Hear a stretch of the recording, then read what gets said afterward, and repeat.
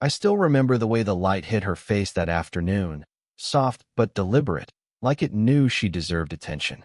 My girlfriend had left early, something about a last-minute work call, and I was standing by the counter of that little independent bookstore downtown, nursing a lukewarm coffee, when her cousin showed up. That was when she said it, with a smile that didn't quite reach her eyes. "I'm glad it's just us." I didn't know how to respond at first. The words lingered in the air between us, heavier than the scent of old paper and ink, and I felt my throat tighten. She was leaning against the shelf, a leather-bound journal pressed casually to her chest, and she didn't even notice I was staring. Not at first. I should have been used to confident people. But her confidence wasn't loud. It was quiet, the kind that makes a room feel smaller when she walks in, like the space around her contracts just enough that everyone else feels peripheral. She tucked a strand of hair behind her ear, and something in the motion, so simple, so careless, made my hands itch to reach out. "Did you want help finding something?" I finally managed, keeping my voice steady, though I felt it wobble inside. She raised an eyebrow, slow and deliberate, like she'd been expecting the question all along. "Depends. Do you mean books or a conversation?" Her words were light, teasing, but there was a weight underneath, a layer I couldn't read fully, and I liked that. It made her more real than anyone I'd met in a long time. I stepped closer, careful not to make it obvious. "I can do both," I said, with a small shrug, though my stomach felt suddenly too tight. She smiled again, just a little, and it felt like she'd just let me in, without really letting me in. There was a pause, awkward, stretched by the faint hum of the ceiling fan and the distant chatter from the street outside. I wanted to say something clever, something to make her laugh, but I didn't. Instead, I watched the way her fingers grazed the edge of a book, lingering longer than necessary, like she was testing me, or maybe herself. Then she moved closer to the counter, setting the journal down, and without thinking I followed. She didn't speak for a moment, just watched me, and I swear, in that silence, my chest felt exposed, like she could see the parts of me I usually kept tucked away. She reached for a notebook behind the counter, and our hands brushed, light, accidental, but enough to make the hairs on my arm stand on end. "Careful," she said softly, and it wasn't a warning. Not really. It was an acknowledgement, like she'd noticed the small, awkward electricity pulsing between us and didn't want to shatter it with words. I nodded, trying not to overthink it, but my mind raced. Every time she looked at me, even fleetingly, it felt like she was both daring me to stay and silently asking me to leave. I had no idea what that meant, or if it meant anything at all, but I couldn't stop thinking about it. When she finally glanced away, scanning a shelf, I realized I hadn't blinked in what felt like minutes. The room smelled of old pages, coffee, and something faintly like her, something I wanted to understand but couldn't name. And even now, hours later, I keep picturing her leaning there, smiling like she knew a secret I'd never hear. And I keep thinking, what if she isn't just her cousin's shadow? What if there's more behind that calm, knowing smile? I didn't expect to see her again so soon. The bookstore had emptied by mid-afternoon, leaving us alone among stacks of paperbacks and the faint hum of the fluorescent lights. She was perched on a low stool near the poetry section, carefully scanning a row of worn spines, and I found myself hovering nearby, pretending to straighten a shelf. "Do you come here often?" I asked, not sure why I even said it. She glanced up, one eyebrow slightly raised, and gave a small, almost imperceptible smile. "Sometimes, when I need quiet." Her voice was steady, but her hands trembled a little as she reached for a book, brushing the edge of another by accident. She didn't apologize. I noticed anyway. I stepped closer, crouching to align a stack of novels. The light caught the faint lines at the corners of her eyes, the subtle weariness in her expression, and I realized she'd been running on too little sleep. Her hair was pulled back loosely, strands escaping to frame her face, and something about the unintentional softness of it made my chest tighten. "You look tired," I said quietly, more a statement than a question. Her gaze flicked up at me, quick, guarded. "I'm fine," she said, a little too quickly, and then she laughed softly, almost nervously, a sound that didn't quite reach her eyes. I wanted to hear it again. There was a pause, and for a moment she just stared at the books, fingers tracing the spines as if the words could anchor her. I wanted to ask what she was thinking, but I didn't. I watched instead, noticing the way her hands moved, delicate, deliberate, and yet just slightly tense. She wasn't used to letting anyone see her like this. "Can I help you find something?" I tried again, keeping my tone light, careful. She hesitated, just a fraction, and for the briefest second I saw a crack in her composure. Her lips pressed together, her eyes shifting toward the floor, and I could tell she wasn't used to letting anyone notice her, really notice her. Then she nodded, just barely. I'm looking for something specific. Something I can't find anywhere else." Her vulnerability wasn't dramatic, not in a cinematic sense. It was quiet, almost invisible, but I felt it like a weight pressing against my chest. I moved closer, careful not to crowd her space, letting the silence between us carry some of the tension. As she handed me a book to check, our fingers brushed. Just a flick, a casual touch, but it lingered in my mind far longer than it should have. She caught it, paused, and then smiled again, a softer smile this time, almost shy, almost dangerous. "Thanks," she whispered, and I could hear the unspoken layers beneath the word. A hint of relief, maybe, or a recognition that we were sharing something unspoken. I stepped back, pretending to shelve another book, but I couldn't stop glancing at her.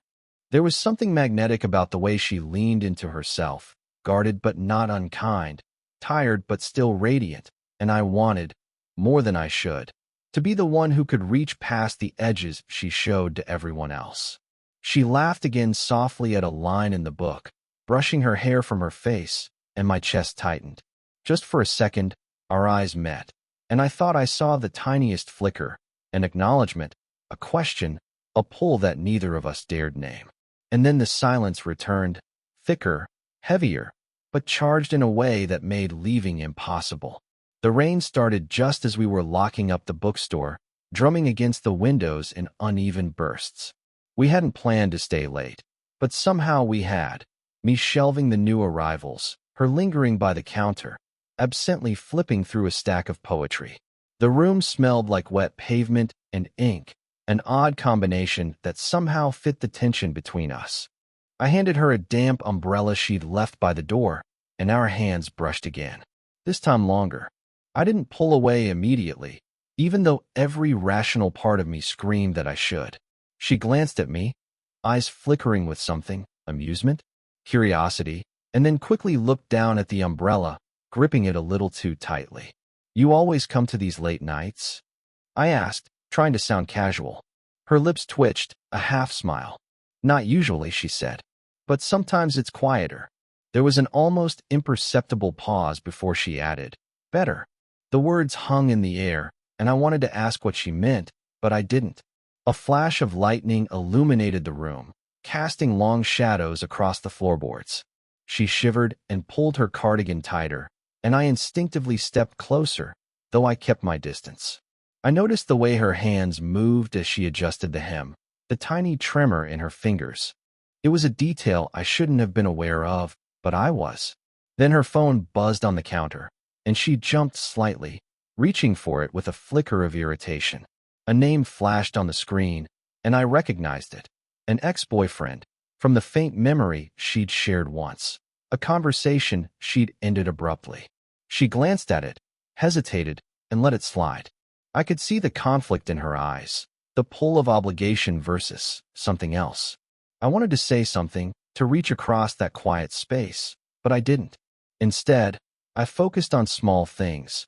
The way her hair had fallen into her face, the curve of her jawline as she looked down, the faint sigh that escaped her without meaning to. My chest ached with restraint. Saying the wrong thing, moving too close, could shatter whatever fragile rhythm had built between us. She moved toward the door, umbrella in hand, and I stepped in front of her without thinking. "Wait," I said softly, and for a moment, her eyes met mine fully.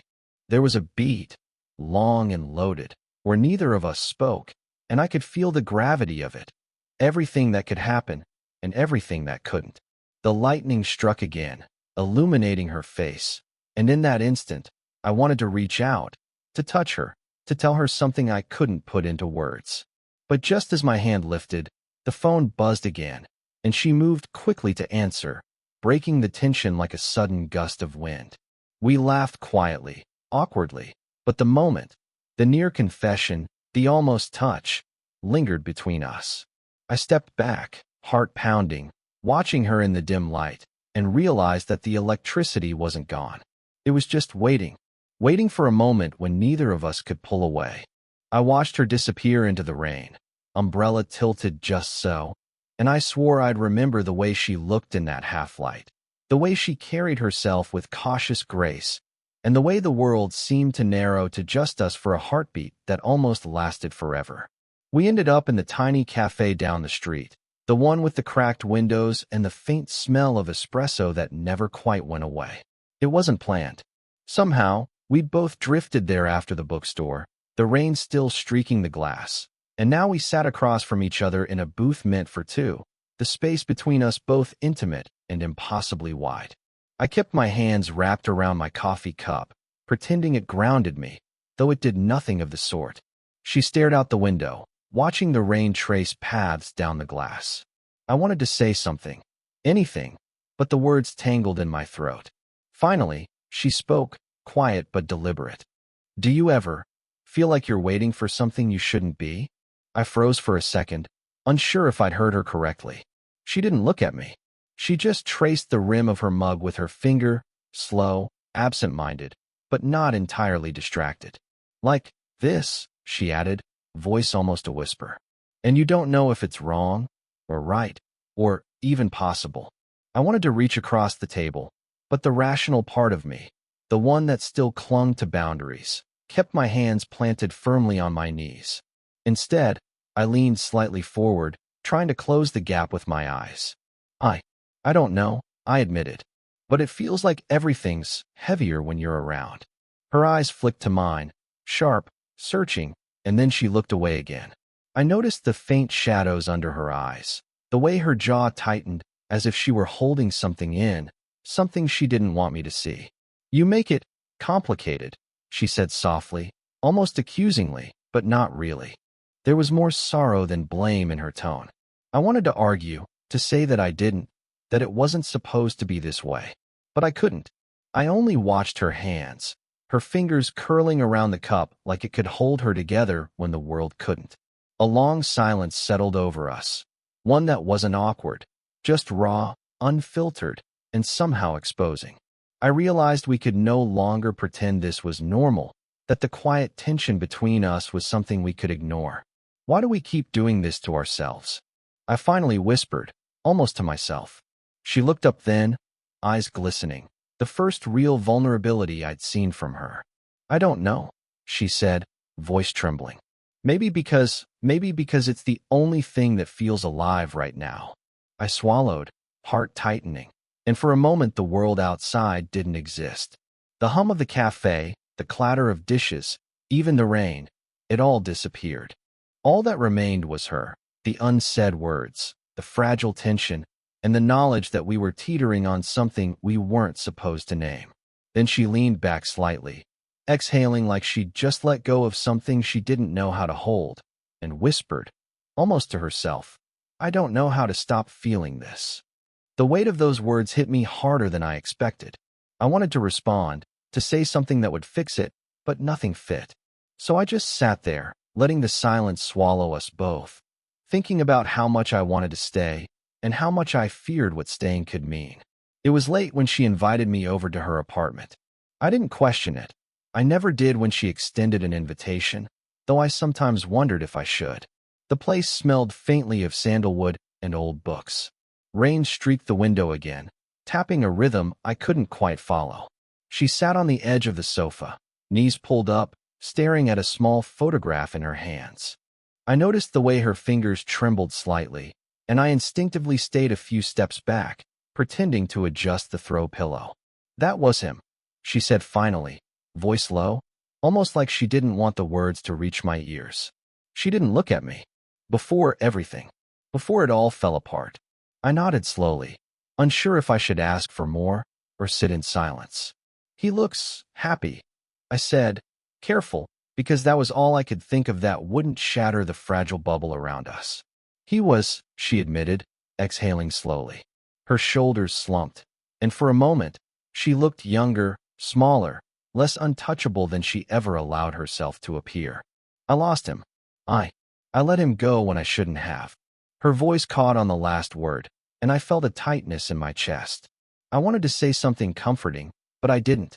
Instead, I reached for the coffee mug she had set on the table, pretending to straighten it. That was enough to bring her eyes to mine, the barest flicker of acknowledgement passing between us. I think that's why I'm like this, she added, almost under her breath, a glance away from me. Why I hesitate. Why I push people away. I swallowed, trying to keep my voice calm. You don't have to push me, I said softly. Not if you don't want to. She didn't respond immediately. She just looked down at the photo again, tracing a line along the man's face. It's not that simple, she murmured. I'm afraid of making the same mistake twice. Afraid of opening up and losing someone else. Afraid of, she hesitated, fingers tightening on the photo, of letting it matter this much again. I felt my stomach twist. There was a vulnerability there I hadn't anticipated, a fracture beneath her confident exterior that made my chest ache. I wanted to reach across the sofa, to take the photograph from her hands and erase the memory, but I stayed still. I stayed human. She finally looked up at me, eyes glistening in the dim light. I didn't mean to, you didn't, I said gently, shaking my head. I'm here. I get it. And then the shift hit me, subtle but seismic. I realized that the guarded, confident woman I'd been observing, teasing, learning from, was real in ways I hadn't yet fully understood. And I didn't just want to be around her. I wanted to see the cracks, the heartbreak, the fear, the rawness. She smiled faintly, almost apologetically, and I noticed the way her shoulders relaxed just slightly. She set the photograph down. The rain outside seemed louder now, a private percussion for a moment that had changed everything between us, though nothing had yet been named. I didn't move. I just stayed there, noticing her, noticing myself, and feeling the weight of what we hadn't said, and what we both might be too afraid to ever speak aloud. I didn't realize how long we'd been sitting there, side by side on the worn couch in her apartment, rain drumming softly against the windows. We hadn't spoken much. Words felt unnecessary, cumbersome even, but the silence wasn't empty. It carried everything. The tension, the confessions, the near misses, the weight of everything unsaid between us. She tilted her head slightly, brushing a loose strand of hair behind her ear, and I noticed how small gestures like that had begun to anchor me. It wasn't dramatic. It wasn't fireworks or confessions. It was quiet, real, like we were both finally willing to exist in the same space without pretending there wasn't something between us. You're different than I expected, she said finally, voice soft, almost teasing, though there was an edge of sincerity beneath it. I laughed quietly, because I couldn't think of how to respond otherwise. Different how? I asked, careful, because I didn't want to ruin the fragile balance we'd built. She shrugged, but her eyes lingered on mine longer than necessary. I don't know. You see things. You notice things. Things I usually hide. I wanted to say that I'd noticed everything. Her fatigue, her hands, the tremor when she let her guard down, but I didn't. I let the silence speak instead. I let the room, the rain, the shared space do it for me. For the first time, she leaned back completely, letting herself sink into the couch. I mirrored her, not intentionally, just naturally. It felt right, like the gravity between us had finally shifted into alignment. My hand brushed hers as I adjusted my position, and neither of us flinched. The contact was tiny, but it carried the weight of all the near misses, all the hesitations, all the moments where we'd almost crossed the line and pulled back. I guess we're just here, she murmured, voice barely above the rain. And maybe that's enough. I nodded, heart tight but steady. Yeah, I said. I think that's enough. We didn't need more. No declarations, no promises. We didn't rush to define it, didn't try to label the fragile, intricate thing that had grown between us. It existed in the space, in the quiet, in the acknowledgement of each other without overcomplicating it. Her fingers brushed mine again, this time intentionally, but still delicate, almost shy. I turned my hand just enough to hold hers, letting the contact linger. Neither of us spoke. The rain tapped a rhythm against the window, and the world outside felt distant, irrelevant. All that mattered was this: the shared understanding, the quiet acceptance, the fact that we had somehow found each other in the mess of life, without words. She leaned her head slightly toward my shoulder, not fully resting, not fully retreating, just there. And I stayed still, letting her be, letting myself be. For the first time, I didn't feel the need to fix anything. I didn't need her to say more, and she didn't need me to. We existed together in that small, imperfect moment, and somehow, that was enough. And I realized, finally, that some things didn't need a name to be real. Looking back now, months later, it almost feels like a different life. The bookstore, the rain, the way the light hit her face that afternoon. Yet I can still remember every detail, every pause, every unspoken word. Maybe because nothing about it was simple. Nothing about us was simple. I think about her often, but differently than before. Not with the ache of wanting what I couldn't have, but with a quiet understanding. She taught me that love doesn't always arrive in dramatic declarations or sweeping gestures. Sometimes it arrives in the small moments, a shared silence, a brush of hands, a glance that lingers too long and feels like it belongs. She changed too, I realize. The guarded edges softened, not entirely, not enough to make her vulnerable in every direction, but enough that she allowed herself to exist fully with someone else without fear. I like to think she learned that it's possible to be both strong and human, to let someone see the cracks without losing control of the whole. For me, I learned patience and the beauty of restraint. I learned how much tension, longing, and subtle understanding can teach you about connection. I learned to read the spaces between words, to notice what wasn't said, to understand that sometimes the most profound intimacy is quiet. We never forced the story to fit a conventional narrative. There were no grand declarations, no perfect moments. There was only presence, the shared breath in a quiet room, the small attentions that accumulate, the knowing glances that never needed translation. That, I think, is what made it real. That, I think, is what made it last in memory, even when time moved on. Sometimes I pass by that old bookstore. The bell above the door still chimes the same. The rain still taps against the windows in uneven rhythms. And I catch myself smiling, remembering her laughter, her quiet sighs, the way her confidence had always felt like both a challenge and an invitation. I realize now that love isn't always a story you can tell neatly. It's something you carry quietly, in the way it reshapes your perception of the world and of yourself. And maybe that's the point. Not to have all the answers, not to know exactly where it's going, but to recognize the moments that change you, that teach you patience, empathy, and the courage to let someone in, even when it's frightening, even when it's messy, even when it's impossible to define. I don't know what the future holds. Maybe our paths will cross again, maybe they won't. But the imprint of that time, the slow burn, the quiet intensity, the unspoken connection, remains. And I carry it without regret, without yearning, only with gratitude. If this story made you feel something, let me know in the comments. Would you want more stories like this?